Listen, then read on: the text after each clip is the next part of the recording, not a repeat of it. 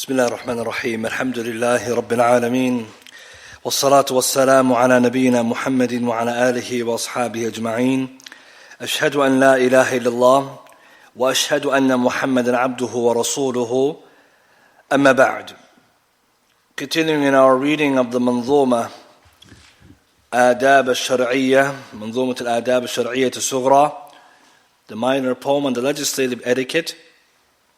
Today, inshallah, we'll begin from line number 97, chapter number 9, where the author, rahimahullah, he says, آداب الطعام والمنام واللباس, the etiquette of eating food, sleeping, and dress.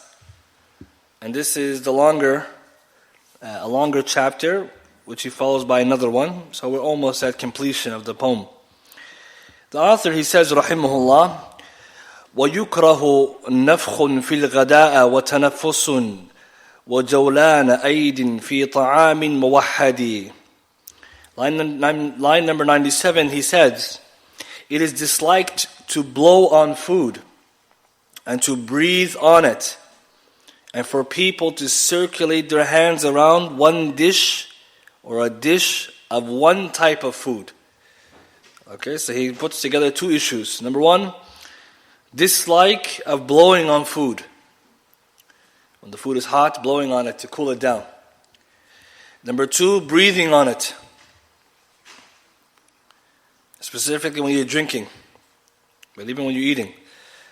And lastly, when people are eating together, many people eating at one dish of one type of food, and their hands are going everywhere. So here the author will begin with the first one. He says it is disliked to blow onto the food and also exhale on the food. And there's two hadith, at least or more, on this. Hadith Abi Qatada radiyallahu ta'ala anhu, Nabi sallallahu alayhi wa sallam said, إِذَا شَرِبَ أَحَدُكُمْ فَلَا يَتَنَفَّسْ فِي الْإِنَاءِ مُتَّفَقٌ عَلَيْهِ. If any one of you drinks or drinking something, let him not breathe into the vessel. Let him not breathe into the vessel. Another hadith, Ibn Abbas radiyallahu ta'ala anhuma fi Tirmidhi, Sahih hadith, أن النبي صلى الله عليه وسلم نهى أن يتنفس في الإناء أو ينفخ فيه. The Prophet sallallahu alayhi wasallam prohibited breathing in the vessel, or in a vessel, or blowing onto it. Here it means the food is hot, or you're drinking and you want to drink a lot, you can't breathe into it. So here now, what's the ruling on these actions? There are two types. One of them is tanaffus, the other one nafakh. Here the ulama, jumhur ulama, majority of them, they hold the view that it's disliked to do so. Disliked to blow onto the food when it's hot, or if there's something that fell into the food and you want to blow it out, or to breathe into a vessel while you're drinking. And the reasons for that are as follows. So the ulama, there's a reasoning behind it, that the ruling is dislike. And when we hear something is dislike, it doesn't mean now we just do it because it's disliked and not haram. Dislike, if you avoid it, you get hasanat. And if you do it, there's no sin, but you didn't do the best of things. It comes in the Mawsu'a Fiqhiyya, the majority of the fuqaha are held the view that it's disliked to blow onto food and drink. And what's the reasoning? Then we'll mention Hafid bin Hajj al-Fath al-Bari mentions a number of reasoning as to why it's disliked. So some of the reasoning he mentions, it has to do with the person when they're blowing or they're breathing onto food and drink, something of the saliva may fall onto the food. And therefore, they will make it dirty or detestable. And this is especially if you're sharing one vessel, going around, and somebody spit into it or blew into it and put some germs or bacteria in it. And they say, عادة, customarily, most people when they blow, something comes out of spit, bacteria and the likes. And this is not befitting, especially if you're sharing a vessel. However, some ulama said, therefore, if you're drinking by yourself or eating by yourself, there's no problem because it's yours. But the correct opinion is that even if it's by yourself, your own vessel, the hadith tells us not to do it. So Hafid bin Hajj says, وَأَوْلَى تَعْمِيمِ مَنَعَ. What's more deserving is to generalize the prohibition, even if it's your own vessel. Now you don't mind spitting into it or possibly it's still the hadith says better not to. So that's one of them. Another idea behind it, so one of the ideas, the major, is the idea of spitting, or possibly putting bacteria into your own food. When you breathe on it, you're exhaling. And exhaling is you inhale oxygen, exhale carbon dioxide for a reason. So when you blow into the food, it's not healthy. When you spit into it or you blow, exhaling and blowing is worse because you're actually pushing air and you might throw something into it. Your vessel or your own cup or someone else's or shared, it's all the same. And the ulama say it's not from makarim akhlaq. It's not from the high lofty manners. Because imagine you're sharing one bowl of milk and then you go around and you see somebody, he blew onto it. You don't want to drink anymore. Then, this is why the prohibition is there, as us not to contaminate the food or drink. On top of the fact, they say that it's injurious. It's a behavior that's injurious to the brotherhood. If that somebody sharing food and someone else blew onto it, you don't want to eat it, and therefore the other person gets to eat all of it, right? Because they blew onto it. The same way if someone eats food and they put their hands into the food after they ate, and they have saliva and they put it back in, you don't want to eat. It's the same way. Now you're going to be upset and you won't eat. That's number one reason. All of that surrounds the idea of the health harm. Number two, the ulama mentioned is actually a sign of hastiness. When nafaq, Imam Al-Mardaawi says blowing onto food when it's hot, it's indication of someone being hasty and not patient. And if you have a hot bowl of soup and you're blowing onto it, why can't you wait for it to cool down? And so it shows hastiness. And we know in Islam, hastiness is no good. Al-ajratu min ash-shaytan. Hastiness is from shaytan, al-hadith. And so in Islam, we don't do that. If it's hot, we let it sit for a while and we talk or we do something else. And so that's the second meaning. So if someone were to dispute the first one and say, well, you know what, when I blow my food, I don't put anything, I don't spit anything. But still, the second illah, second causation or reason is still applying. Added to this, we also know that when someone is doing this, in general, Nabi sallallahu alaihi wasallam said not to do it. So we should follow his example and take the higher road. So those are two main reasons, on top of the fact that the hadith is well there, it's clear on it, it is disliked. However, if something is disliked, it doesn't mean it's haram. So when is the case when someone can do that? Yani, is there a situation where the food is hot bowl of soup, hot tea, you want to drink it, you're really thirsty, can you drink it, blow onto it to drink? Here the ulama say if there's a need, then it's permissible to do that. It's no longer disliked. Because you have a hajah. So this is important now, going back to what we mentioned before about usul.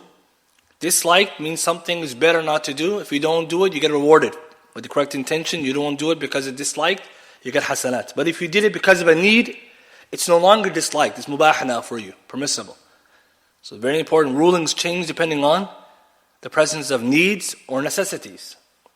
So somebody may say, well, wasn't it already halal in the first place? No, it was makruh.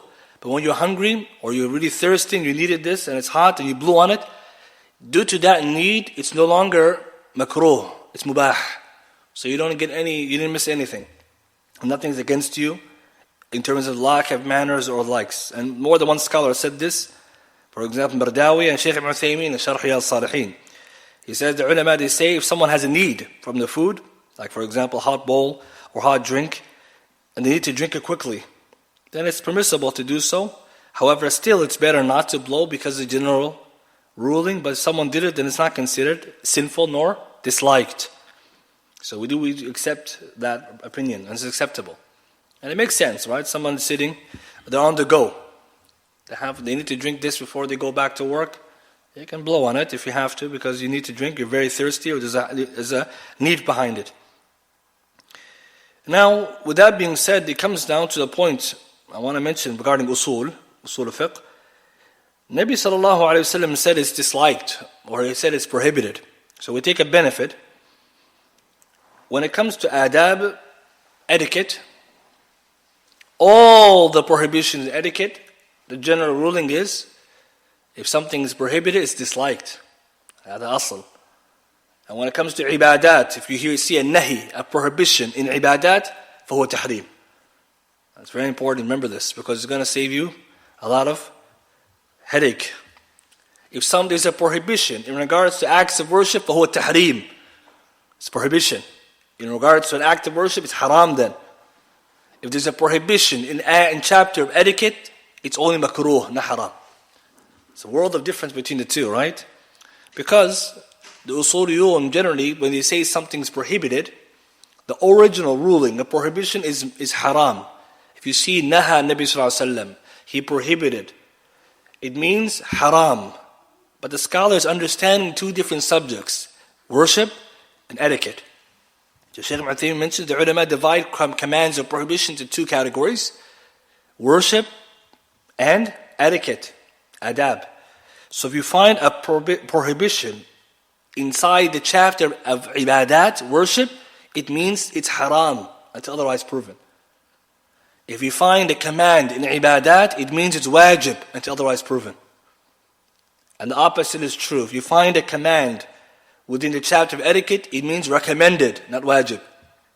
And if you find a prohibition in the chapter of etiquette, it means disliked, not prohibited. And why did the ulama do this distinguishment? Because it's very important. The majority of scholars, they held on to this principle. Because when it comes to acts of worship, we're not allowed to have any kind of say. Allah said do it, that's the general rule. You need another proof to take away the commandment or the prohibition. But when it comes to adab, what is adab for again? To raise your level, to push you to the upper level. So if someone says this is good etiquette, if I don't have the good etiquette, does it necessitate have bad etiquette? Not necessarily. Maybe I just don't have the best etiquette. So because it's from the higher levels, it's recommended, and if you leave it off, then it's disliked, unless the prohibition becomes haram. And that's what the scholars, they always use the general setting, and then they look to see other evidences to change that ruling. You have to understand this in the beginning. So for our subject, as you looked at the entire poem we've been studying, the Shaykh always says, وَيُكْرَهُ is disliked, is disliked, is disliked. Why does he keep saying that? Because the chapter of what? Adab. So wadah, making sense? They sometimes say Bab al-Irshad. The Prophet is teaching you the best way. But he's not saying to you have to do. This will have a big difference in the way you understand the deen. And the example I'll give now, if the Prophet prohibited me blowing onto my food, if you see somebody blowing onto their food, you can't come and say doing something haram. Because that would necessitate that the person is doing an act of worship or something like he's doing an act of adab, this etiquette. So you can tell him, it's better not to. Which is true. But what if the person is doing it because he wants to? We say he's not doing the best thing, it's makruh what he's doing. However, to change that makruh setting to haram, we need another evidence, another reasoning. And we'll get to some of that maybe another time. Because this is how the scholars of usul, they make sure the deen is not misunderstood. You see how important it is to have these principles? Because otherwise I can flip the script. I can read something and I say it's haram. Nabi Sallallahu Alaihi Wasallam prohibited it, and I don't know which chapter it is, and I confuse people. So for example, here, this prohibition is not the same as the prohibition of speaking or laughing in the prayer. In the salah, it's prohibited to laugh and to speak in the prayer. It's not the same chapter, right? So if I laughed in the prayer, it's not makruh, it's haram. Therefore my salah becomes invalid. Whereas if I see someone blowing on their food, it's makruh. Not the best, but doesn't mean they're doing haram. But if I didn't know this, I see someone blowing on the food, doing haram. Someone laughs in salah, you're doing haram. Everything becomes haram. And you don't understand even why, because all you're reading is the Prophet prohibited. It's very important to take attention to how the deen is more detailed than that. Especially because the fuqaha, jamhur, the majority are always on this position. So this rule, some scholars didn't agree to it, but the jamhur, the majority held this view. So always remember that. If you see a prohibition, ask yourself, what is it? Ibadah or is etiquette? If it's etiquette, then I know it's disliked until otherwise proven. I still will leave it off, but it's not the same dislike, or it's not the same prohibition if it wasn't ibadah. These are rules to help and keep in your mind. Therefore, if we conclude that it's disliked to blow on the food, when does a dislike get lifted? When do you change dislike to permissible? When there's a presence of a need. Okay, this is again going back to what I mentioned some time ago. If something is disliked, it can become mubah, permissible, if there's a need. If something's haram, it becomes permissible due to necessity. Difference. Because now people are mixing the two. Needs become necessities. They're not the same. So for example, I'm really thirsty. I want to drink this hot tea. I don't have the patience to wait for it. I'm blowing on it. I have a need. It's no longer makruh for me. It's really cold outside. I want to get a brand new car with riba. I have a need. Is it halal now? Darura. See the difference? You see, people, they don't look at this. They just jump in everything together, jumbling it together, and then they get all confused. And what happens is they confuse others. So this is just a bit of usul. It helps you to know this, because later when you're reading the hadith of Rasulullah, you have more to think about when you read what he's saying, alayhi salatu wasalam. And that's what the job of fuqaha is, to make sure our deen is understood properly. Side benefit, Ibn Hajar says in Fath al-Bari, volume 10, page 95, that blowing onto the food is disliked more than breathing onto it. And it's very clear, because when you blow, you're pushing more bacteria air into it than when you breathe. And this actually, according to one study, they found out that this is actually true. A recent study that was done, he found that bacteria is transferred when people are blowing out the candles on birthday cakes. La hawla wa la quwwata billah. So they found that 15 times more bacteria when people blowing out the candles. And yet some people, they don't even think about that when they do the celebration, right? If you say birthday is haram, what's about this? Even if you don't want to talk about anything, how about this one? So now they're saying, be careful, it's not healthy. So there is scientific proof to establish what we mentioned here. And obviously, with the second point in mind, it's also not from the etiquette of the Muslim to be hasty. Let it cool down. One hadith, the Prophet said, cool the food down, for إِنَّهُ أَعْظَمْ barakah. It has more barakah. And that's a reminder. The cool food is better. One day, hadith, Rasulullah ate hot food. It was so hot, and he said, I wasn't commanded to eat fire. And he mentioned this to us to remind us that it's not good. Some people culture, they like to eat scalding hot. It's not Islamic to do this. Even if it's your culture, it's not Islamic. Cool the food. فَإِنَّهُ أَعْظَمْ barakah. And barakah means what? It doesn't mean the food is going to increase in size. It's going to nourish you more. And inshallah keep you more nourished and more satiated, etc. And this is important for us, because if you are feeling hasty all the time, just remember that. Okay, the author now, he moves to line number 98, where he talks about, well, the last part of the line we didn't finish, which was that when you're eating food together, collectively, this etiquette, when you're eating together, and people are eating on different sides, if the food is one type, it's not allowed for me to reach over to your section, you can't reach over to my section. Each of us has to eat next to our own section. However, in line 98 he says, فَإِنْ كَانَ أَنْوَاعًا فَلَا بَأْسَ فَالَّذِي نَهَى فِي اتِّحَادِ قَدْ عَفَى فِي تَعَدُّدِ. That the prohibition is when there's different, or it's on one type of food. If there's different types of food, there's no harm in that. For their prohibition is regarding one type of food, not multiple types. So now, let's say we have a dish of food together. We're all eating together. And Nabi Sallallahu Alaihi Wasallam told us, Kulu jami'an, eat together. Right? Obviously, we're talking about post-COVID, right? Or pre-COVID. Now, probably it's not a good idea. Right? But at the time, Nabi Sallallahu Alaihi Wasallam, people used to do this. And it was still sunnah for even till today to do it, if you're able. But it's not haram to eat separately. Some people say, oh, you shouldn't eat separately. It's better to eat, right? Together. But if you eat, awashtatan, Allah says in Surah Nur, you can eat separately. The Western way, right? Everyone has a plate. It's no problem. But if you're eating together, there's etiquette. There's difference. When you're eating together, everyone has to eat next to the food next to them. So it's important when you eat together, you have to learn this. There's huquq, even when it comes to food, there's rights. Nabi Sallallahu Alaihi Wasallam told Umar bin Abi Salama, his stepson, alayhi salatu wasalam, Ya ghulam, sambillah wa kul bi yaminik wa kul mimma yalik. O young boys, eat with Allah's name, eat with your right hand, and eat with that which is nearest to you. And this is because Umar, he was putting his hand everywhere in the plate, and his young boy, he didn't know. And Nabi Sallallahu Alaihi Wasallam corrected him on that moment, explained to him, and he never did that again. So it's a good tarbiyah as well to teach, explain to them rules. He didn't get angry, he explained to him why you can't do it, because he didn't know. So first we learn, you say Bismillah when you eat. You eat with your right hand, and you eat what's next to you. Now some people when they eat, they say Bismillah ar-Rahman ar-Rahim, but they're more correct when you say Bismillah. Imam Nawawi, others, they say it's good to say Bismillah ar-Rahman ar-Rahim, but Ibn Hajar says there's no proof for that. That's Sammillah means it doesn't mean the Basmala. Tasmiyah. Say Bismillah. That's the best. Then you eat with the right hand, and the point of reference, to eat what's next to you. Now, what if I have a plate, there's rice, there's chicken, there's beef, there's fish, lots of food. Do I have to stick on one side? No, the hadith is talking about all in one dish. Because if you sit next to the beef, the other guy sits next to the chicken, you get the fish. Skin, yeah, you're going to be on one side all day. So here the hadith says you can go over. That's proof for that. And this is what the ulama say, Fath al-Bari, he says, the scholars say, what it's talking about when the food is naw'an wahidan, one type of food. If there's more than one type of food, you're allowed to reach over and to get some. Because he says that the reason why it was prohibited to eat from one plate of same dish and going here and there is because it's going to lead to arguments and dispute and struggle over the food and fighting, and this is su adab. You see, in Islam, even when it comes to food, we have to give everyone their share of food. It will not be fitting we're all sitting together and I'm taking from you, taking from here. What kind of brotherhood is this? Right? Islamically, this is how far Islam goes to justice. So, if we're all eating the same plate, no problem. Same food, everyone to their side.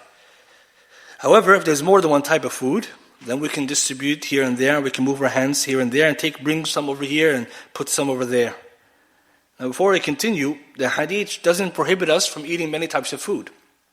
As some ulama discuss, is it permissible to have more than one type of food on a plate? Imagine some of the discussions the fuqaha they had. Or can you have more than one color on one plate? Can you imagine? The ulama, some of them khilaf, can you have multiple colors of food on the plate? And they say, of course, there's no prohibition. And there's no prohibition, but the discussion was there, what's better? And the conclusion is there's no harm in that. So what about if we have multiple types of food? Then it's permissible. And Shaykh Ibn Uthaymin in Sharh al-Salihin, volume 2, page 447 and 448, he says the ulama, ahlul ilm, the people of knowledge, they said, if the food is of different types, and, for example, the food, one type is in the middle of the plate, because now there's another benefit. When you eat it together, it's not allowed to eat from the middle of the plate. You have to eat from the sides. Because the barakah, where does it descend in the plate? In the middle. So imagine you come and just snatch the middle. What do you call the barakah? What kind of terrible etiquette is that? Now, no one wants to eat now. And that's what the ulama say, you eat from the side, you work your way up. But let's say, like when we go to these restaurants, they give you the platter, right? Scott, or you get mendi or whatever it is, all the meat's in the middle. What are we going to do now? They put the rice on the side, the meat in the middle. They're putting us in problems, right? They put us in a situation now. What are we going to do? Shaykh said if the food is in like this, for example, it's important. When you go to restaurants, the fiqh restaurant, guys, and he says if you put the meat in the middle, في الوسط الصحفة, if the meat is in the middle of the plate, then there's no harm you go and take some from it. Why? Because I have rice in front of me, I need some of the meat. If it was on the side, it's great, but if it's in the middle, that's not haram. What's haram, we're all sitting together, we all have what we need, and we still go to the middle. That's not how you do it. So this is a benefit because the Rasul ﷺ told us to eat on the sides, moving up towards the center. And we take the benefit then if you go to the restaurants and they bring you all these kind of meats on a bed of rice, you're allowed to take from the middle what you need and you eat. And if you can go to the side, he can go to this side, or you can move some over here like this. All of this is fine. So the Shaykh is not saying it's haram to have many people eating on one plate. What he's saying is when you're eating together, multiple food, you're permissible to share around. Why? Because we have a hadith, a proof for it. It's not just a rule, there's a hadith for it. And the hadith is the fact that Nabi Sallallahu Alaihi Wasallam did this himself. Anas ibn Malik in Sahih Muslim reports that the Messenger Sallallahu Alaihi Wasallam was invited to a meal, and I also went with him, and they brought him a soup that had in it pumpkin. Dubba'u. And it says that he, alayhi salatu wasalam, يأكل من ذلك الدباء ويعجبه. He started to eat from the pumpkin, alayhi salatu wasalam, and he liked it. So Anas says, فَلَمَّا رَأَيْتُ ذَلك جَعَلْتُ أُلْقِيهِ إِلَيْهِ وَلَا أَطْعَمُهُ فَقَالَ أَنَس فَمَا زِلْتُ بَعْدُ يُعْجِبُنِي الدُّبَاءُ. He says, when I saw the Prophet ﷺ, when the food was brought, I saw him going and for the pumpkin inside the soup. So he's moving around, taking parts from it, wherever it was. And Anas said himself that he never ate pumpkin before that day, and ever since that day I always liked pumpkin as my favorite food. What's the shahid of the hadith? Rasul sallallahu alayhi wasallam, he ate from many parts of the dish. Alright, so this is showing that if you have many types, you have soup, one thing, this is one kind of broth, and then something else in it, he went for the pumpkin. This is permissible because it's more than one type. And that's the proof of when you have a platter of food, you can go here and there, you can share. Hadith Sahih Muslim, Hadith 2041. And so this is a benefit for us because it also establishes the practice many people do anyways, but now we know why it's not bad etiquette to do that. Nabi Sallallahu Alaihi Wasallam, he never does bad etiquette. Right? It's important. Rasul Sallallahu Alaihi Wasallam, he's the one who explained the legislation. So if he did something, it means it was allowed and permissible, and he's the one who had the best akhlaq. وَإِنَّكَ لَعَلَى خُلُقٍ عَظِيمٍ. Only Allah says, O Muhammad sallallahu alaihi wasallam, you're very upon high, lofty moral character. A side benefit that comes now, the Prophet sallallahu alaihi wasallam ate pumpkin. Ad-duba'u can be translated as pumpkin or squash. Sometimes you'll see pumpkin, sometimes squash. One of the two. It's within that family of vegetables. Or is it a fruit? I don't even know, right? One of the two. But the point is it sunnah now? Can we say it's sunnah to eat pumpkin? Some people now they read this and say, Nabi sallallahu alaihi wasallam ate pumpkin. Now it's pumpkin season, right? So shall I go eat pumpkin and say sunnah Nabi sallallahu alaihi wasallam? Shaykh Al-Albani rahimahullah once sitting, this happened. Some of the youth, they raised this point. Because they want to follow the Prophet sallallahu alaihi wasallam and said, the Prophet ate pumpkin, we're going to eat pumpkin. And if you're anyone who ate pumpkin, maybe you don't like it, right? So how are you against the sunnah now? So how do we answer that? Nabi sallallahu alaihi wasallam liked it. Do I have to like it? He ate it. Is it sunnah to eat it? So the scholars, again, they help us explain the sunnah of the Prophet sallallahu alaihi wasallam is two types. At least two types. It can be divided in many other ways. Some of the things that he does, alayhi salatu wasalam, min ad-deen, sunnah, deen, right? Sharia. And other things he does from his own character and ad. We call it jibilli. Jibiliya. Jibiliya means it's customary, innate disposition. So if the Prophet did something out of ad or jibiliya, his own personal preferences, it's not sunnah in the sense that you don't draw closer to Allah by it. You do it if you want to do it and follow him because you love him and you want to be like him, you get hasanat. But if you didn't like it because you have a different custom and culture, you don't get no sins and you're not against the sunnah. See, some people, they misunderstand, especially in the beginning, you're like, oh, I want to do everything Rasulullah did. How he dressed, how he walked. If you want to do it like the way Ibn Umar, and Anas Malik even here, the way he loved pumpkin after the Prophet loved it. This is a higher level of love because their intention is to be like him. They get hasanah for the intention. But the action, the Prophet never drew closer to Allah through pumpkin. See the difference? And that's what Shaykh Al-Albani was stressing. If I eat pumpkin now thinking it's sunnah, I'm going to draw closer to Allah with pumpkin. It's a bid'ah now, if I actually believed that. I made up something he never did, alayhi salam. He ate it because he liked it. Now you're eating it for worship. It's two different things. But if you loved it because he loved it, then it's inshallah you get rewarded for your good intention, love for Rasulullah sallallahu alayhi wa sallam.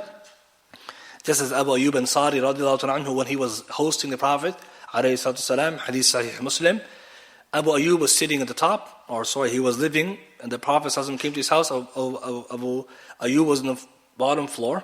Before that he was top floor, but he said, like, how can me and my family be above the Nabi sallallahu alaihi wasallam? Physically, how can we be above him? He's a Prophet. So he said, Prophet, you go up, I'm going to go downstairs. Allahu Akbar. This is the kind of ihtiram they had. Tuwaqiruhu, right? The real tawqir Nabi sallallahu alaihi wasallam. Then they used to send the food up to him, and he'll eat it. When he's done with it, they'll eat the rest of it. So they send the dish one day with garlic and onion. The Prophet sallallahu alaihi wasallam sent it back uneaten. So they were surprised. If they do something wrong, they offend him. And he explained to them that he doesn't eat it like this, right, raw, because he communicates with the angels, as the Prophet explained in other places. So Abu Ayyub, as soon as he heard that, he said, I dislike whatever you dislike. I'm not eating either. Right, this kind of love, this is the higher one. It doesn't mean it's haram, because the Sahaba, another hadith Bukhari Muslim, when he said, what's in the soup, and they told him the same ingredients, he said, you guys eat it, I'm not going to eat it. The Sahaba who ate it, can we see how they don't love the sunnah? You see, Abu Ayyub has this love, he gets rewarded. Someone else ate it, no problem. Therefore, the ulama mentioned a principle in usul fiqh. The Prophet, if he did something out of innate disposition or custom, huwa jawaz, la mustahab. It's a rule, take it with you.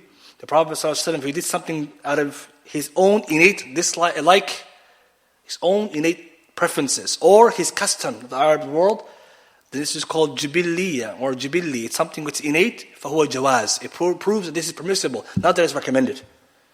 See the difference? The Prophet ﷺ, if he did the 2 rak'ah before Fajr, that's sunnah. But the Prophet ﷺ did here, it's custom and culture, it's permissible.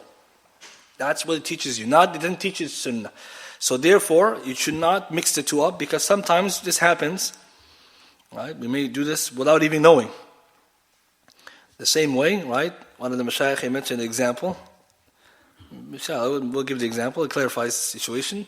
Rasul sallallahu alayhi wa sallam, hadith Bukhari, كان يحب حلو البارد. He alayhi salatu wasalam used to love cold, sweet drinks. Okay, what is kind of sunnah is this now? Custom, right? Innate. It's not sunnah, right? Because someone comes and says, I like hot drinks. So now you're going to be sitting, oh man, I'm against the sunnah? No. So Rasul sallallahu alayhi wa sallam, he liked it, so it's permissible to drink cold, sweet drinks. So one of the mashayikh mentioned, when explaining this principle, he said, if someone comes today, he says, I drink milkshakes every day because Nabi Sallallahu Alaihi Wasallam kana yuhibbu hulwal barid. And this person thinks he's doing something good. It's not the sunnah. This is wrong, right? And this is sometimes the false understanding we may come with. If you like it, and the Prophet liked it, alhamdulillah, that's good. But the Prophet didn't like it and you like it, it's not haram, no problem. And this is important because we don't want to misrepresent his sunnah, but also to come with the wrong understanding, because this will lead to, right, sometimes can lead to extremism, or sometimes can lead to confusion. One more thing in relation to this before moving on. The last hadith we mentioned, the Prophet ﷺ taught his stepson, Umar bin Abi Salama, Salama's son, how to eat while they're eating. He was teaching them. And Shaykh Uthaymeen mentions a great benefit in his explanation of Riyadh al-Salihin, that here he says something we learned the Prophet ﷺ, even when eating, he was teaching, sharing the benefit and barakah. And he said this is munasib, this is something which is suitable. So a student of knowledge should spread the khair wherever they can. Anytime you have opportunity, share it. It's very important, especially if it's munasib, it's suitable. Nowadays you may find yourself, you study the masjid, you want to share some things you learn. Find the opportunities where it's open and say something. This is the best way to share the khair and to get barakah. Because the Rasul ﷺ, he said, Shaykh, that the student of knowledge should do this every time he has a fursa, and it's something which is suitable, speak. But it's not suitable, you don't say anything. But for example, you see people sitting together and they're eating something, or they're having dates. Okay, you want to mention something about dates, how the Prophet ﷺ told us about dates. Perfect time, we're eating it. Or someone mentions something about an issue, you remember, you learned something, this is a chance to share it. That's what the ulama say, always look for suitable timings when the topic's at hand already. Let's seize the opportunity. But you don't want to force it either, right? So something was sitting there and you just bring something out of there, it's kind of a big topic, it's not something that's a good idea. So this is a beautiful reminder for all of us. بَلِّغُ عَنِّي وَرَآيَ.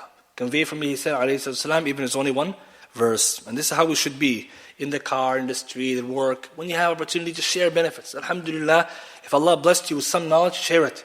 And that's how you're going to become like Isa alayhi salam, وَجَعَلْنِي مُبَارَكًا أَيْنَمَا كُنْتُ. Allah made me blessed wherever I am. Look at the wording, wherever I am, work, airport, I'm at home, on the street. You're always trying to do something beneficial. But when you look at the sittings, try to find something appropriate. Here the Prophet saw a perfect opportunity to teach his stepson how to eat because he was eating. And some of the ulama said this is one of the best forms of da'wah.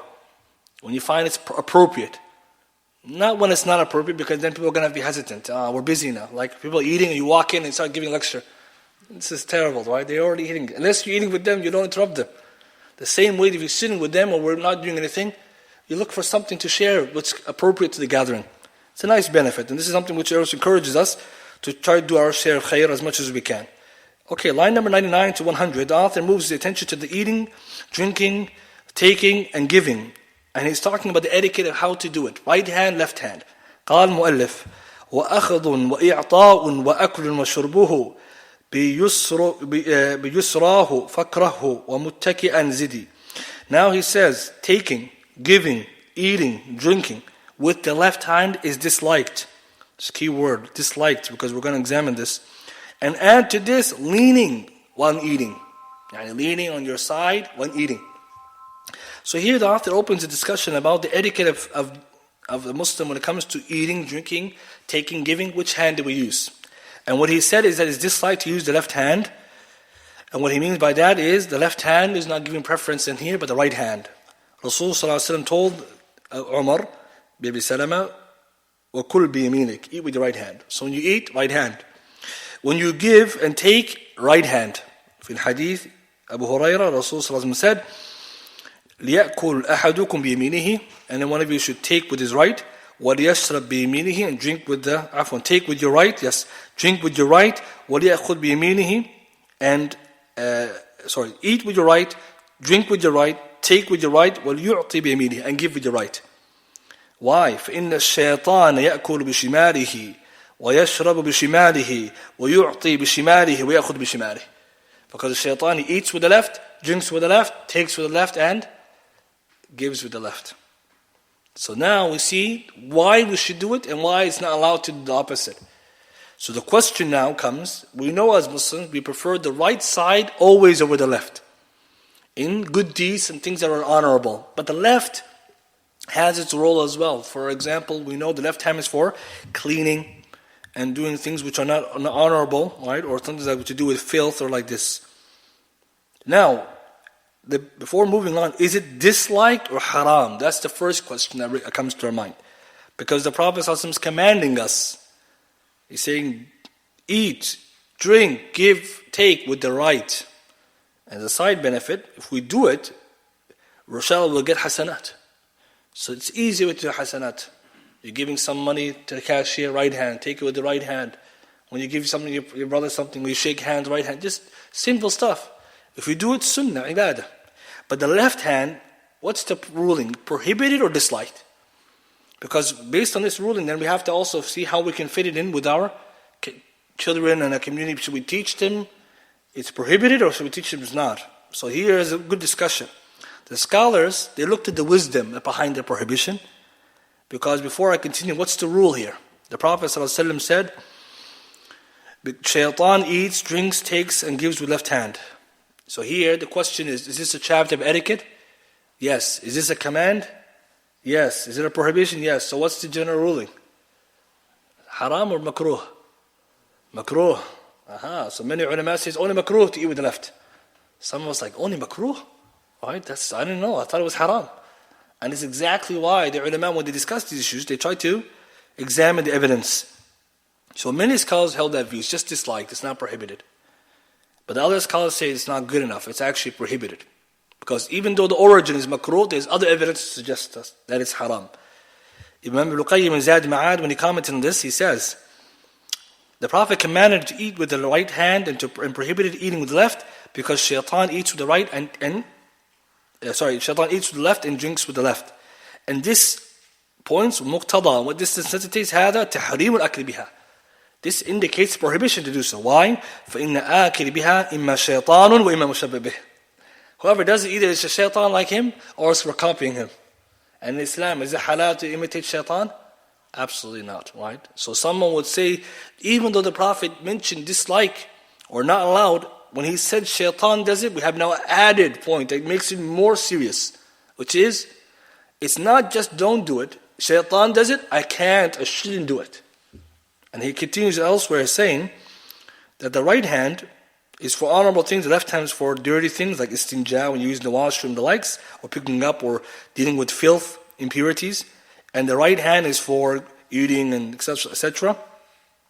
Because shaitan, he says, does this with the left hand, right? Shaitan does all these things with the left hand, right? Eating, drinking, all this stuff. It's the opposite. So in Islam, this will indicate, he says, and also Ibn al-Jawzi agreed to him, that we can't busy one hand, which is designed for something, with the other, except that we're falling into something which shaitan does. And opposing shaitan is one of the wisdoms that we came with, the Sharia came with. We can't agree with him, we have to oppose him. And so the benefit is that due to this, that's one of the evidences, that it's prohibited, not just disliked. Again, some of the scholars, they said it's actually allowed. But others, they said no. Ibn Arabi al-Maliki, he also held the view as haram. And they went further to mention, how about another hadith? Because we have another hadith now. This is one of the ways that we know if something is disliked or prohibited, gather all the evidences. Hadith Sahih Muslim, the Prophet saw a young boy. He saw a young boy eating with his left hand. He said, don't do it. He told, don't do this, eat with your right. He said, I can't. And he didn't mean it literally. He meant I can't out of arrogance. He was arrogant. The Prophet said, may you never be able to. And his hand became paralyzed then. You see, this is hadith. Nabi Sallallahu Alaihi Wasallam made dua against him. And we know the Prophet's dua is always answered. He said, because it was out of arrogance. So he made you never be able to. And his right hand had become paralyzed.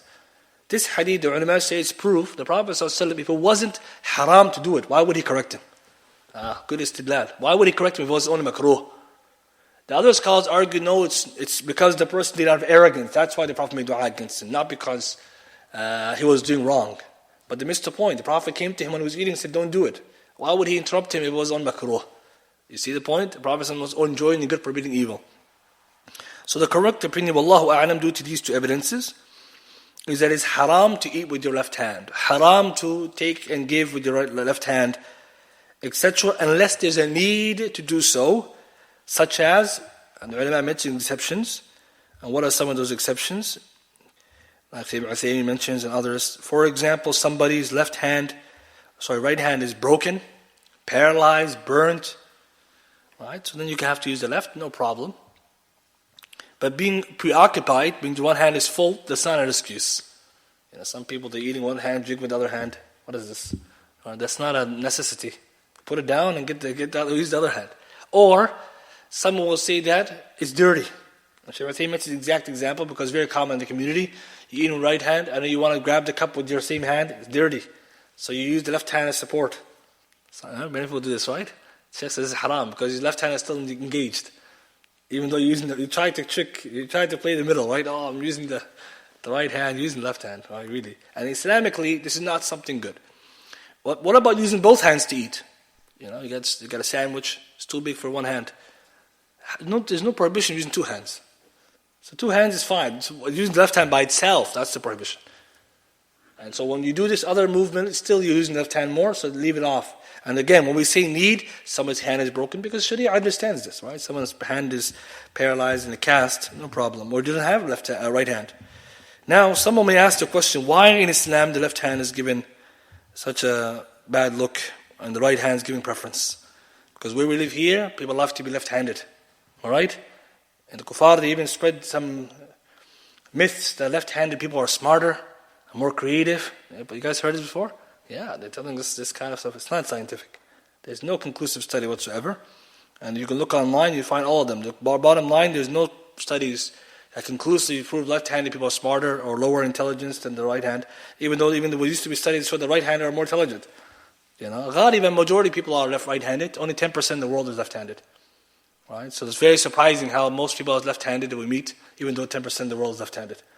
Right? There's a big problem. In our community, Muslims too, many young people use left hand, and they claim I'm left-handed. Being left-handed has nothing to do with this, right? To do this issue. Why? Is it haram to use your left hand outside of these things?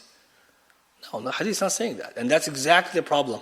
There's things where the hadith says you have to. Eating, drinking, giving, taking, right hand. How about writing? Can I write with my left hand? There's no haram in that. The ulama said there's no prohibition. You want to play baseball, you want to throw the ball with your left hand, it's okay.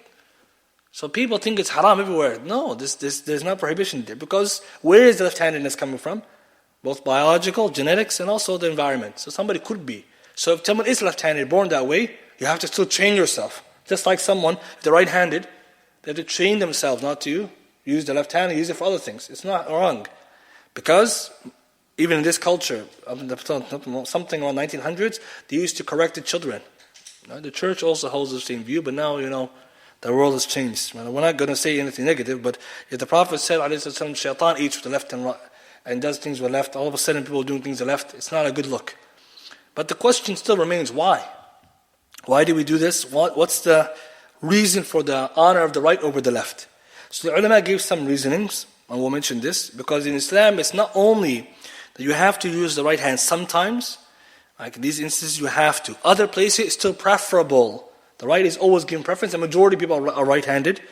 So some of the ulama mentions the following reason. Hajar al-Fath al-Bari, volume 9, page 431. He mentions the following reasons why the right is given preference over the left. So some of the reasons, Imam Qurtubi, Abu al-Abbas, he mentions because usually people's right hand is stronger than the left.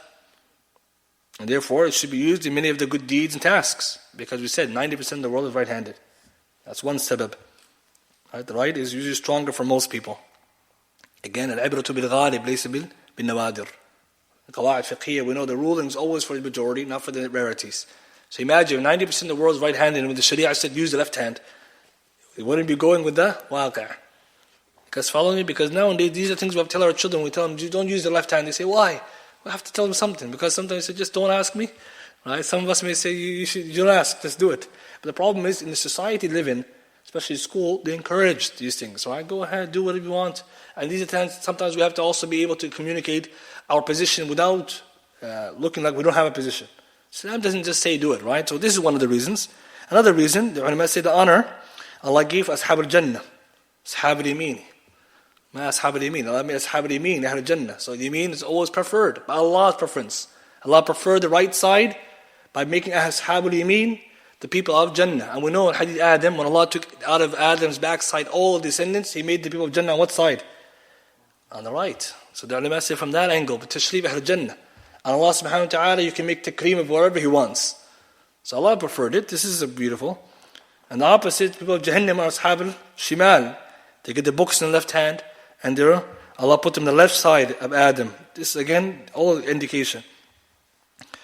Otherwise, they also mention that it has to do with the issue of preference. Nabi sallallahu alayhi wa sallam, he says shaitan does the left, so we in our deen does the opposite of shaitan. That's another one. If we said the right, Allah created shaitan before He created us human beings. If shaitan does this, then we're told to do the opposite, because we have to oppose him. And so, with that, ulama said all this shows etiquette, right? At the same time, the left hand is used, we know, for other purposes, so it doesn't mean that it's not useful. And like we said, the right side for people of Jannah, and hopefully it's encouraging to people on the right side, people from the right side, etc. So these are some of the reasons. We can explain why it's good to use the right hand. And last one, Nabi sallallahu alaihi wasallam used to do this. كَانُ يُحِبُّ التَّيَمُّنَ. The Prophet loved the right side. So we want to be like him, alayhi salatu wasalam. And this is something which extends beyond even the times you have to do it. When you comb your hair, right side, showering or cleaning, or you starting, anything you want to start, you go with the right. It's not a must, but it's always nice to start with the right. The Prophet loved to do that. Even wudu, right? We know. So with this being said, right, coming back to the idea, it's not haram then for someone to use the right, left hand, other things which are not prohibited, like writing, playing sports. But they cannot eat with the left hand with the excuse that I'm a lefty. Doesn't fly, because the Rasul doesn't prohibit that young man from doing it. It also shows that just because you're lefty doesn't mean it's an excuse. Because just because you are lefty doesn't mean you have to be in this angle. Right? It's like saying, I can't help it. No, you want to, that's the thing. And lastly, as a community, we also know that some people have both hands they can use. It's mentioned in the biography of Umar al-Khattab, he can use both hands equally well. This is called mixed-handedness, or ambidextrous, I think. Umar al-Khattab was like that. So some people, they don't know, they say, oh, you can't. Like in our communities, we think, right, that's it. If you use left, something wrong with them. You know, that's not the case, because we have to also be balanced. Right? If a child actually is left-handed, we just teach them the right one to use it, and the rest is on your own. Like shaking someone's hand, you don't come with the left hand. This is not acceptable, right? Because also we know in Islam, if you're cleaning yourself with the left hand, how are you going to give someone your hand? Shake his hand like this. It's unacceptable. With this all being said, the Shaykh, he mentioned this when it comes to eating, and he says drinking, giving and taking. So we try our best to do this. But now he said, what about leaning? When you're eating, you shouldn't lean. And there's a hadith in Bukhari, إِنِّي لَا آكُلُ مُتَّكِئًا. I don't eat while leaning. Scholars differ. What does it mean to lean when you're eating? One interpretation is to lean on your side, one of your two sides, like lying down, as some people do on their bed and eating food at the same time. I don't think it's healthy, first of all, to be lying on the side and eating something. Maybe it gets stuck in your throat. Allahu alam, but it's not Islamic in the sense of makruh. Not haram, it's a makruh. But other ulama interpreted that to be different things. Ibn Qayyim mentioned at least 3 different ways of leaning. Right? Again, some of the interpretations are based on the linguistical understanding of what it means to lean. Right? For example, someone held the view that crossing your legs when sitting, Ibn Qayyim says one version of leaning. Again, wallahu a'lam, the ulama have more than one interpretation of what it means to lean. But the bottom line is makruh, it's disliked, not haram. And what's the illah, what's the juristic reasoning behind it? They say when someone leans in eating, Imam Ibrahim Nakha'i from the Salaf, he said, they used to, the Salaf dislike leaning when eating because it makes your stomach look bigger. So you look very bad, in a state, and maybe look very greedy. And so they said it's not a good look for the Muslim. Others have said it has to do with other reasoning, wallahu a'lam. So it's disliked to do that. So when you're eating, it's better to sit upright. And it doesn't mean that Rasulullah ﷺ didn't sit down on chairs or a table. But whenever he used to eat a certain sifa, he used to sit down on his knees or with one knee up and one knee down. These sifat are good to sit like this, following his example of humility, alayhi salatu wasalam. But this is makruh, because he said, I don't do it. If he doesn't do it, doesn't mean you can't do it, but it's not good to do it, for the reason that some of the Salaf said. Right, the way they makes you appear when you're sitting down. Imagine someone's leaning on their one hand on a plate, another hand. I don't know. That's maybe definition of couch potato. Right? So this is why maybe Islamically we're not supposed to do that. And if someone does it, it's not haram. We can just say it's not the best. Why? Because this is not how the Prophet ﷺ used to eat. Some of them also said because the people of the kings who were non-Muslims, the foreign kings, they used to do this. So we wouldn't want to be like them, who are arrogant, etc. Bottom line is, the Shaykh said, add this to the list of disliked things. So with this, the Shaykh now, he moves into a few more things, inshallah, which we'll conclude with. And okay, line number 101, no 100. He says, ويكره باليمنى مباشرة الأذى وأوساخه مع النثر بأنفه الردي. It is also disliked to use your right hand to touch filth or something dirty, just like it is disliked to blow your nose using your right hand. And so we take from this, the right is for honorable things.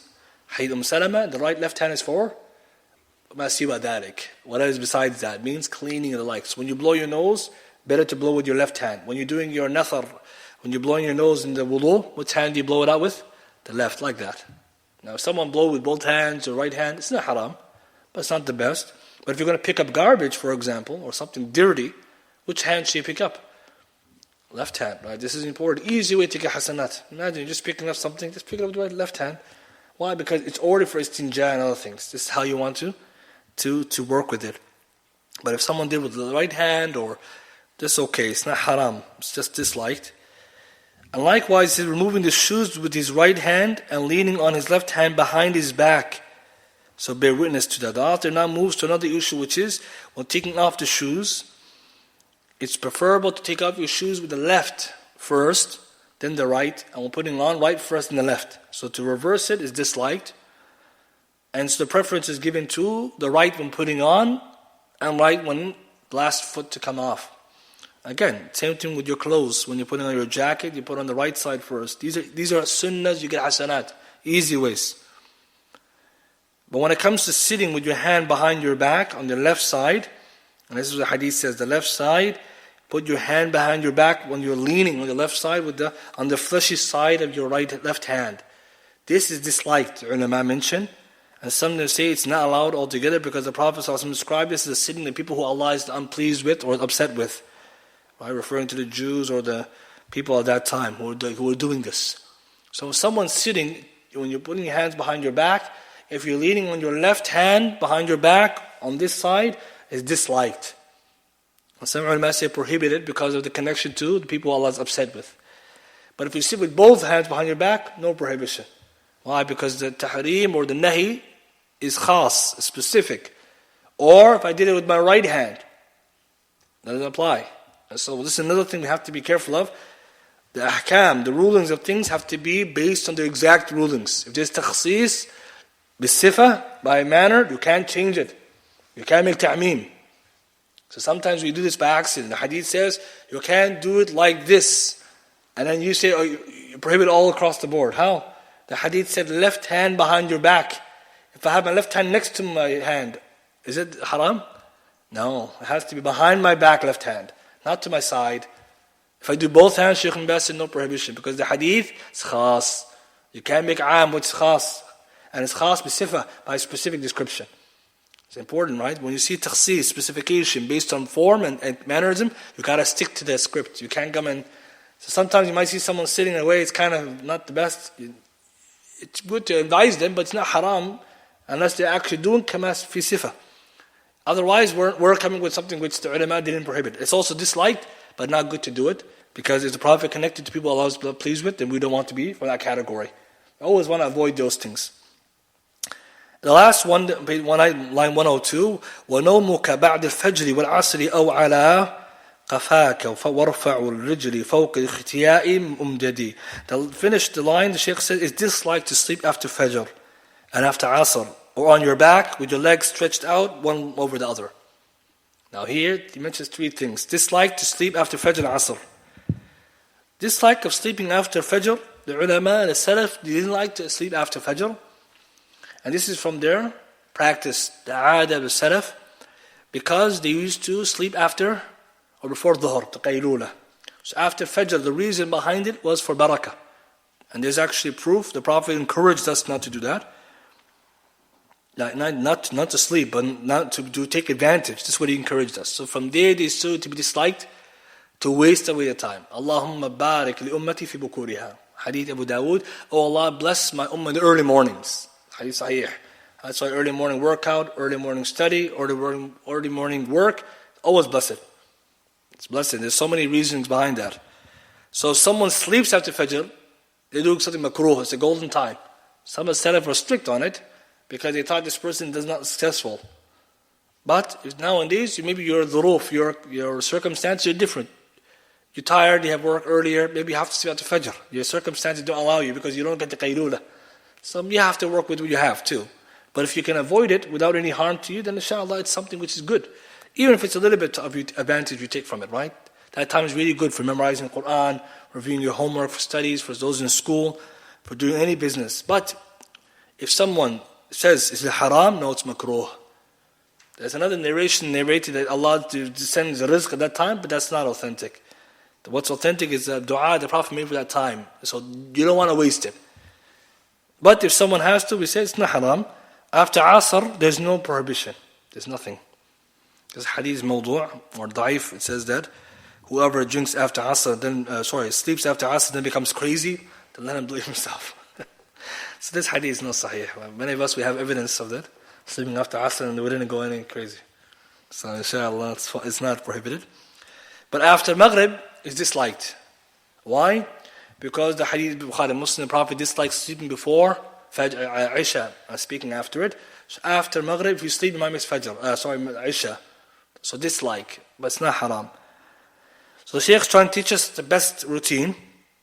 Again, when we learn these things, you need to factor into your own life and your equation. Because when you learn this, you know your own self better. You know yourself best. If your schedule is upside down or you work night shifts, then you need to factor in properly. Because some will say the Salaf disliked it, but they used to do qaylula and you don't do qaylula. You don't want to faint soon. Say, I didn't start the Fajr, I didn't sleep since last night. The next thing you know, you find in the hospital. They say, what were you doing? Say, I was trying to follow the Sunnah. Said the way of the Salaf. Sometimes you misunderstand the Salaf. They add an encouragement to use the time. But if you need it, you have a need. Also, you pay attention to your own schedule in your life. Means, if you can sleep at different times according to the schedule, it doesn't harm you. Because some people, again, they know themselves. They need this many hours, that many hours. Allah created us differently. But if you can use the time, even a little bit, to do something good, use it. Means, right after Fajr, 10-15 minutes. If you know you're tired, do some reading Quran, do some memorization, do something. It's really beneficial. And the last one is sitting down, lying down, one foot over the other. Now somebody would say, why is this prohibited? So there's two hadith.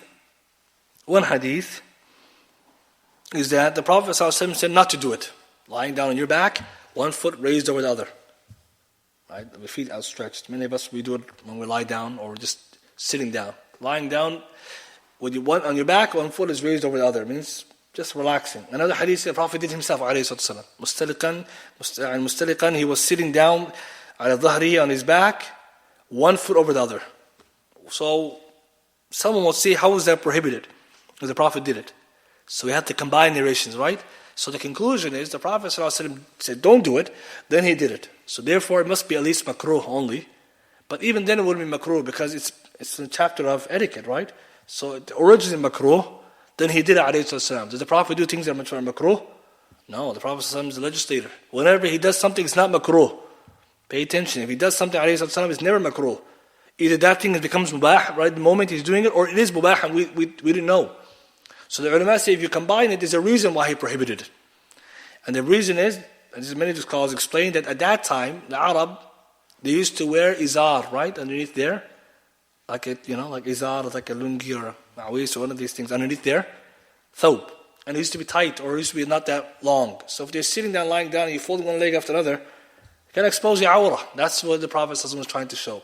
But when he did it, he didn't expose the awrah because it was fully covered. And that's the prohibition, what it means. It means if you're wearing pants like nowadays, or you're wearing some kind of, anything to cover you, you're not exposed, there's no problem. Because the Arab that time didn't used to wear sarawil, they used to wear more of the izar. So if you're lying down, imagine you move one foot over the other, as someone's sitting right in front of you. That's not a good viewing, right? So this is what the prohibition is. So this is why the ulama prohibited. But the Prophet, when he did it, it was no concern. So therefore, nowadays, we can say there's no problem, because we don't have that concern. However, if someone is lying down, and they know they're wearing an izar, and it's not, or they're not very, underneath their thawb, it's not, something is sufficient to cover, then they wouldn't do that. Like you're wearing shorts, and the shorts are really high. Or sometimes you're in the summertime, you're not wearing, you're just wearing your boxes underneath your thawb. You're not going to be sitting down like that, right? It's not appropriate because, you won't want to expose your awrah. And this shows you etiquette in the gathering. Even if you're by yourself, you still try your best to remain in good etiquette. So all of this, right, we'll end with this. The Shaykh will continue in the next lines and more about this topic. We'll take some of the questions. Question says, what should we put we should put our shoes on clothes on the right first, but what about taking off? When taking it off, you remove it from the left. So the Sunnah, Hadith Abu Hurairah and Hadith Aisha, the Prophet loved to begin with the right when putting on clothes. And the Hadith in Bukhari Muslim says that you take off the left shoe first and then the right. So the right shoe or the right side goes in first and it's the last to go off. That's the Sunnah. So when you're putting on your shoes, right in, then left. When taking off, left first, then the right. And the same with your clothes and etc. Question says, Assalamu alaikum wa alaikum assalam. Which one would have been correct to pick from the story of the man who had three options: alcohol, zina, killing a child, and he chose alcohol? So we mentioned last week that story. Uthman ibn Affan narrated the hadith. From these we say obviously the person was in time of necessity. But if someone was to compare these sins, killing and alcohol, Islamically are worse than zina. They're worse. Not to say that one is better than the other, because you're picking your poison, right? It's not benefit here. But in the case of darura, we only use the hadith to show that all these were the type of necessities that will allow someone to do one of these if it was under duress, like he was going to be forced to. So from these, if you were to look at the merit of the sin, killing is one of the worst sins, alcohol is one of the worst sins, and zina then it follows it. Shirk being the worst. And the Salaf were very strict. They believed that shirk and alcohol are very close in their prohibition. And some of them saw killing to be up next to it. If you look at the books of major sins, it's usually that way. So if someone were in this situation, obviously they wouldn't pick the alcohol. We learn from that hadith, because alcohol you do all three. So if someone had no choice but to do zina, then we would say this is wouldn't say least of it, but someone would at least want to do the worst of it. Right? If we understood it. But obviously the hadith, we were trying to prove from it, in this situation a person is forced, in the correct opinion. Because some ulama say you can never do zina, you can never do killing. Killing for sure you can't do. Alcohol is the one who got in trouble, so zina is the one that is left. Again, no one should misunderstand this and put themselves in this kind of situation. Right? So this is because the hadith itself, it wasn't very clear if the guy could run away or not. Right? So we'll say in our conditions, with our sharia, if someone was locked in a room with a woman, it'd be like Yusuf alayhi salam, run around and run away. Don't stand there and just say, I'm stuck now. Right? See, this is a problem. Someone will say that happened, and Yusuf's story also happened. Question says, many say you should enter the bathroom, masjid, house, right foot, and exit with the left, just like you use your right for everything, wearing shoes, etc. Is authentic. So when it comes to entering the washroom with the left foot, there is no clear text whatsoever for that. But the ulama use a general rule, which we mentioned. Right side for good things, left side for bad things. Right side for entering good places, left for bad places. Imam Nawawi mentioned in Kitab al-Adhkar and others. This is their principle. So Imam Shawkani, rahimahullah, when examining this, he said there's no hadith clear on it. So we go to the general rule. If someone did this based on the general rule, you get hasanat. Because washroom, we know, is a dirty place. There's shayateen, could be present in there. So I go with the left. Now if I go with my right, it's not sinful. If I go in both feet, it's not sinful. What's sinful would be if someone thinks, one of them is more virtuous based on the hadith that's not there. What we use is a general principle. And this is okay in Islam to use general principles when there's not clear evidence. So if someone does this, you get rewarded. Because Islam generally works that way. That right is always good for and good places. The masjid is different. There's hadith Anas ibn Malik and Athar, it's sahih, في Mustadrak Hakim, where Anas ibn Malik said the sunnah, from the sunnah, when you enter the masjid is to enter with the right. Then say the dua, and when they are exiting, with the left. It's a hadith or athar, and it's sunnah, because if a sahabi says, kana min as-sunnah or min as-sunnah, it means Rasulullah told him. So big difference between the two. So in the masjid we have evidence. When it comes to the house, just like the washroom, we have no. So you can enter whatever foot you want, right? Because the house, inshallah, it's a good place. Right foot if you want, it's your choice. And that's how the ulama understood it. So very important to know that sometimes when there's no clear evidences, we can resort to some evidences, general evidences, because Islam gives us proof either specifically or generally for all khair. Any other question? Yes? So leaving the house, the same thing. We have no hadith to say left or right. So you have your choice. So if someone, because again, the house is not necessarily, inshallah, it's not a bad place, your house, So it's a good place, inshallah. So you just get out however you want. The key is leaving the house, dua. That's the key. Bismillah tawakkaltu ala Allah. That's the key. Because this is what we know. The Prophet told us how to enter. And how to exit. He never told us about the foot. So the general is up to you there. But if someone just did it right side because inshallah it's khair, we hope inshallah that Allah will reward them for the general way of practicing. But stick to what we know. Wallahu a'lam. Yes? In terms of sleeping on the stomach, is there like a hadith that says that the shaitan sleeps like that? Which one? In terms of sleeping on the stomach. Yes, so there's a hadith, the scholars differed over its authenticity. They saw one Sahabi sitting or lying on his stomach, and he came, the Prophet brushed him lightly with his foot and said, get up. The people who are in Jahannam or who are punished sleep like that or lie like that. So some of this hadith, some differ on it, some authenticate, and they say this is proof lying in the stomach is not good, because the way the people in Jahannam to be punished like that. And so also we know from the scientific and health community, Imam Al-Qayyim as well agrees, lying on the right side is good for your heart, because your heart's in the left. When you lie on the left, it puts pressure on the heart, because this side is on that side. Right? So Ibn Qayyim said the right is sunnah, but we also know when you lie in the stomach it's not good for your breathing, and also not good for the children too. And so even now we know that it's also not good, and not good for your back. They found out the curvature of the back. A lot of people who sleep in the stomach have problems with their back. So from all this angle, that's not something we should do. Again, is it prohibited or disliked? Depends on the hadith. If it's authentic and it's people of Jahannam, then now we don't want to be like them. It's prohibition. But if it's not, then we'll say that it's something which is not the best. On that topic, some people misunderstand sleeping on the left.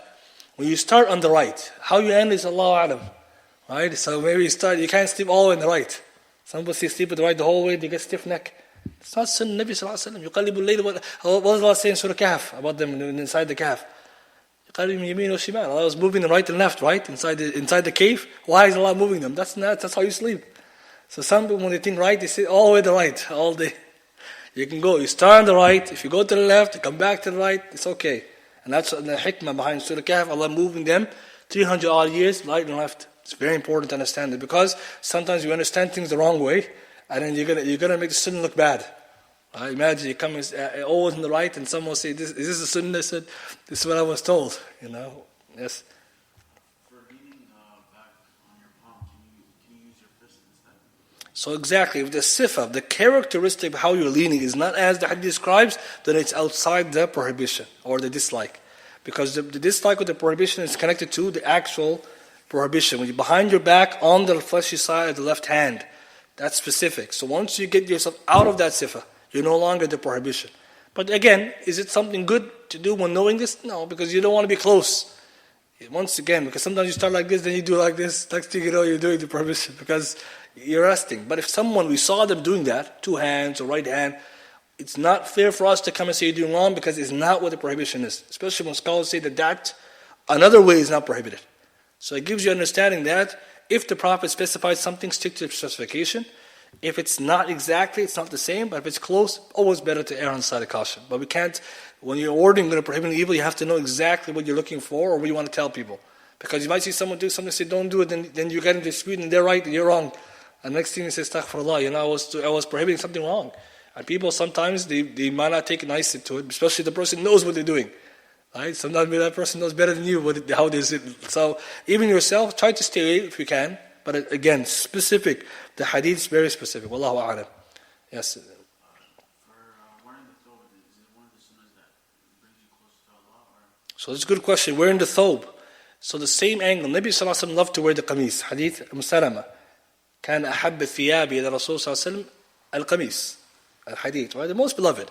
So if I wear the qamis from that angle, I want to be like him alayhi salatu wasalam. I get hasanat? Yes, sunnah. From that side, I want to be like him. And also for the benefit of the thobe, it's spacious, it's cooler, it keeps you cool. Also the Anbiya Rusul, right? They used to wear, Yusuf alayhi salam wore qamis like this. But if someone were to come and say, but it's customary, yes, it's true. Because the sunnah clothing is clothing meets the conditions of the clothing. For example, other countries, Indonesia, Yemen, Somalia, if you go to, everyone has their way of clothing. Pakistan is all sunnah. But if you wanted to wear the qamis from that angle, loving the Prophet ﷺ and do also the benefits, inshallah you get rewarded. And it's a sunnah from that angle of loving him. But what we have to be careful of is that making it the same level of sunnah as the sunnah of other things. Right? Because what happens is that somebody may raise the question and say, well, if it's not a sunnah of ibadah, why are you stressing on it? As if there's no benefits. Why did the Prophet love it if there's no benefit? So now you get it. Because sometimes you might see someone, they're wearing Islamic clothing, but it's not the thobe. We can't criticize them, we can encourage them to better. Like, yeah, it's better to wear the thobe. But if someone wasn't wearing, but their clothes are Islamically suitable, what are we doing now? We're encouraging, not prohibiting, right? Only when we see someone in prohibited clothing, we should take it to the prohibition. So it's important not to lose, because some people say, oh, it's only sunnah. Yeah, the Nabi Sallallahu loved it. There's a reason behind it. So this is important, because this is one of the biggest challenges. And the ulama actually say, again, doing this is also something that shows a good sign of someone as well, that they love the Prophet ﷺ. They want to be like him. Yes? Regarding when you mentioned the correct opinion upon eating with the left hand, is that specific to only the eating, or does it also include the taking and giving? So good. So now that we know the hadith about eating and drinking said the shaitan does it, if that's the illah, and it goes also for the others, because all mention the hadith, then they also take the same ruling. Now, so if you can't eat with the left hand, because shaitan does it, also the shaitan takes the left hand and the same illah, it has the same hukum. Al-hukum yudur ma'illati here. Our rulings revolve around their reasons. Now, someone may say, but what about if my hands are full and I have to do it? Then there's a need, right? It's a little bit different. But the things like the ulama, they're also very stressful that the need that we might have, for example, your hands are full and you pass someone something. If you did it by accident or you forgot, again, this is different. But when you know shaitan does it, you don't want to be like him. Even if it makes a little bit extra effort to do it, Allah will reward you. But you're right, the illah is still there, so that's why it's sinful. But scholars, they emphasize the eating more because the second hadith I mentioned about the young man. That's what they say, that one's more, definitely, that one's for sure. The other one we can still khilaf, but that one we know. Because it's stronger. Wallahu a'lam. Yes? There's people nowadays that say that the clothes that people wear nowadays not seen that was worn So some people, they mentioned that the qamis that we're wearing nowadays, the thobe, is not the same as the Rasul Sallallahu Alaihi Wasallam. And obviously the sifa and the hay'al, you can read up on it. But the qamis, we know, is a long shirt that reaches usually the mid-shins. And Rasul Sallallahu Alaihi Wasallam used to wear underneath that an izar. So the thobe is long and the izar is longer. So that's how he used to wear alayhi salatu. So the izar is the mid-shin and the qamis is higher than that. And ours may be different. Stitched has buttons. But we know the Prophet Sallallahu Alaihi Wasallam had certain inscriptions. They had buttons. He had a pocket, but then obviously ours has design and other things, so it might be different, but it's the same angle and chapter. So therefore the scholars do consider it acceptable by way of still being called a qamis and thobe. Because if someone were to say, oh, it doesn't fit into the exact way, we say, well, it falls in the linguistic meaning of thobe. So therefore the ruling is still there. We will not remove it too far it's apart and say, oh, it's so far away. Because some say maybe like shawar qamis, the upper type is more closer, because it's covered the top and the bottom you have. But again, it's all the same qabil. The ulama, they generally speaking, they don't prohibit it, and they don't say it's wrong, because again, we're coming from the same angle. It's all equivalent. Wallahu a'lam. Alright, yes? What book would you recommend on major sins? So if someone wants to study the major sins, we've covered already, alhamdulillah, one of the poems, Hajjawi's Manzumat Kabair. Alright, Imam Hajjawi, the Hanbali scholar, the poem on major sins. I think it's on Taran Da'wah. But you can also look at two books, Kitab al-Kabair, the major sins of Imam al-Zahabi, rahimahullah, is probably the most famous. And the Kitab al-Kabair, Shaykh al-Islam Muhammad ibn Abdul Wahhab. He also has a book on major sins with explanation of Shaykh Salih Fawzan. I believe even it's very available. So those are very good books. Imam Zahabi mentions about 70 major sins, and Shaykh Salih Fawzan with the commentary, and Shaykh Islam mentions 100 something. But again, we mentioned there's bigger ones even, but those are really good books, and some of them are in English. The Zahabis and Shaykh Islam is in English, the books. And so these are good places to look for major sins. Someone wants to read about them. Any other questions? Yes? Alhamdulillah, we have it. Allahumma barak. Yes. One more last question. The Prophet ﷺ, this thobe, right? Is it only narrated that it was on his shanks and that's it? So this is a good point. Nabi Sallallahu Alaihi Wasallam, how did he used to wear his thobe? The hadith that we know that it was usually floating or kept at the middle of his shin. And one hadith he said that izar Muslim nisfu saq, that the izar of the Muslim, the highest you can go is nisfu saq. And if you don't want that, we can go lower up until and not below the ankle. Now with this, we say Rasul Sallallahu Alaihi Wasallam always used to keep it that way. So the ulama say then it's important to understand the izar goes that long. So where's the qamis? Is it longer or is it higher? Sometimes it could be longer, but it could be higher. But it's not allowed for the izar or the thobe to be above that. Like some people's up to the knees. The ulama says this is wrong. It's too high. That's not how it's supposed to look. So what we do know, the Prophet ﷺ always kept it that way. Some instances when he was going fast or was going somewhere, it went below the ankle. But the one hadith, one sahabi, he saw him, alayhi salatu salam, and the Prophet ﷺ told him, raise your izar, irfa izarak. He said, I turned around, I saw the Messenger ﷺ, and his izar was middle of the shins, and mine was down there. And then I lifted it up, and he explained to me why. So this shows that that's just general what we know of his description. And this is also important to understand why. Because someone will come and say, what are you guys doing? Okay, now in our society, we know people, they don't understand things. They say, what is it, a flood? Why is your pants so high? Right? That's what they think. They think it's flood. The flood is going on. We say, nowadays, where's your pants? Allahu Akbar. Now their pants are higher than ours. Right, some people. So now the tables are turned. But that's not why we do it. We tell them, what's the hikmah? What's the wisdom?